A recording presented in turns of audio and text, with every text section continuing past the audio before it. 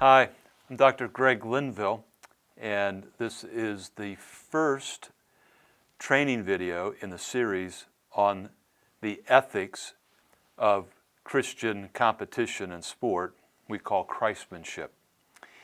And if you're a student that is taking this for your master's level course through the Agone Institute at one of our universities or colleges, say like Barclay College, you will need to be taking exam quality notes in all of these as we go through them together. And if you're taking it for certification or for your own enjoyment, your own benefit and improvement, then we'll just need to have you note to us that you've been watching these videos and following along. But what I'd like to do is I'd like to start off by saying that we can't quite get to the ethics of competition and sport until we actually talk about the theology and the biblical basis that underlies all of that. And so in our first session here, we're going to talk about the theology and have an overview of what theology really is. So as you take out those PowerPoints or those little slides that you'll have to fill in the blanks and add your own comments, exam quality would be not just filling in the blanks, but adding your own interaction with them, your own integration of thought into them. It starts off by saying theology. It's an overview of theology, and it's two Greek words, theos, logos. Theos meaning God, so it's God. Logos is word or study, and so we are really studying God, and theology, therefore, is a study of God. So as you go to your second slide there, you're going to see that what we're really studying is God, and not only that, but that He is a correct and reliable reference. In terms of anything we want to try to figure out, God is the most reliable, the most important. It's really all about Him. That third slide now comes up. Let's talk then about God. If we're studying God, there's three basic rational thoughts about God, or views of God, or arguments for God, if you will. The first is that He's self-created. Now, of these first three, you'll go now to the fourth slide, you'll see that this self-creation is really not logical at all. It's what we call a fallacy.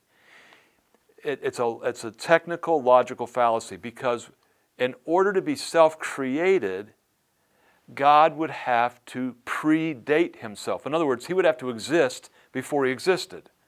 That's the only way you can create anything, is to exist. And so to say that God is self-created is simply illogical. And yet some people think that as they start off God just created Himself. No, God has always existed. Now, the second thing, now this is on your fifth slide, is that God was created by another, someone else. Now this is also a logical fallacy, in that it begs the question. The technical term is begging the question. And what it really means is that if we're saying that God is God, He's the ultimate, He's infinity, He's absolute power, He's all in all in all, omnipresent, all those omnis, then how could He be created by somebody else? And if He's created by somebody else, then that somebody else is really God and not Him. So the second often approach to this is that He's created by another just doesn't make sense either. So then that brings us to the third, which is that God is self-existent. Self-existent. This means that He's totally dependent upon Himself. It means that no one created Him. It means that He always is. And if we remember back to the Old Testament when Moses was in front of Pharaoh, and Moses said to God, "Who should I say sent me to Pharaoh?" tell him, I am that I am. Not that I was, not that I will be, but simply that I am. I am. And then that's what Jesus said repeatedly in the Gospel of John. I am the light. I am the way. I am the door. I am the life. All these I ams, and very clearly claiming to be God. So as we start out, you'll notice that this is the only logical way of getting to the bottom of this. God has just always existed, and He's self-existent. Now as you move to the seventh slide, then the next question of this overview to theology, the overview of study of God, is how can we know God? How can we know this God? There are people that think that they can rationally think their way to God. There may even be a sense in which we could begin to think, well, there's the possibility of God. But unless God reveals Himself to us, we really can't know God. That's just not a possibility, to know God.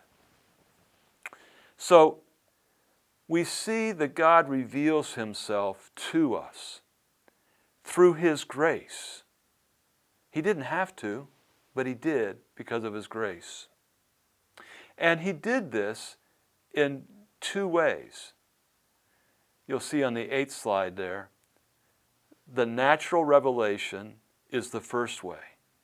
This is just revealing Himself in human nature, what we know about ourselves, what we know about other human beings, what we know about the human existence, and also in the creation, that we can see God in the creation. And what the scientists are understanding more and more every day is that there is an order. Science is based upon there being order. In other words, if you as a scientist do a certain experiment, the reason that you're doing the experiment is to see if it ends up the same every time. It's based upon the idea that if I have the same criteria, the same elements, the same process, the same everything, the result is always going to be the same. That's proven in science. If there's a variation in the conclusion, it's because something else was varied up here in the process or in the elements that were used. What does that mean? It means that there's an order, and an order assumes there is an orderer, someone that orders this universe. It's not by chance that it came into being, but it was actually created. And so we see, since the creation of the world, He has been seen, that Romans passage that's on your screen tells us, that we can see through our human existence and through the creation that He reveals Himself in that way. Now the next slide is your 9th one. We see that the second way that He reveals Himself is what we call by divine or special revelation, not just in our human existence or in the creation, but that He actually came and intersected life. That second way is also got two parts. That divine or special revelation has two parts. They're both the Word of God.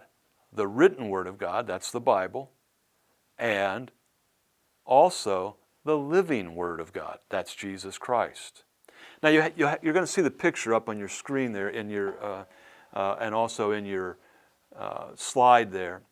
And this is a picture that was drawn by William Holman Hunt, great artist of a century or more ago, and many churches still have his kind of sepia-toned picture of Jesus that you've seen, which may or may not be the most realistic, but this particular picture by that same artist is called The Work of Christ. And as you look at that picture, you'll see that in the foreground is Christ, And he's all around him is the carpenter shop that his adoptive father, Joseph, came and led him into the carpentry. And you see that his arms are outstretched as being anticipatory of the cross, that would be his work, and his shadow falls back on the tools of the carpenter. And yes, he was working in the shop as a carpenter, but his real work was to come and to die for you and I and every other recalcitrant sinner. And so we see and can see God's revelation of himself through the Word. The divine revelation comes through us through the divine, inerrant, infallible Word of Jesus, all through the Bible, and then also through the living Word that is Jesus. Now, let's move to the 10th slide. So we've defined theology. We've said how we can know God and how he can be perceived as self-existent, and that he reveals himself to us. Okay, so that's all kind of theological. Now let's talk about competition, because this is a theology of competition and a competition ethics course. The competition, and if you get to the root word of the Latin that this word comes from, it's a striving with, it's a struggling with, it's being a rival with. And the word often in the New Testament is agone. That's where the Agone Institute comes from. It's the athletic struggle, the athletic experience on that battlefield. And so competition is a struggle. It's being a rival with. It's trying to outdo something or better something. So now you come to this last section here that we talk about, okay, if there is this God, and we are going to talk about how we compete and how do we engage with things. One of the things we've got to engage with is the problem of evil. This is one of the things that is most often thrown. Well, how can there be a God, and how can he be good if there's evil? Well, I'm going to give you a couple thoughts here on this. Just as injustice assumes there is justice, how do you know that it's unjust unless you know what just is? And just as unrighteousness assumes there is righteousness, I mean, how do you know that this is unrighteous unless you know and have a template or a model for righteous? And just as Antichrist assumes there is a Christ, evil assumes that there is a good. You can't say this is evil unless you have something to judge it against. And whatever you say is evil, then is judged against something that is good. So it assumes its opposite.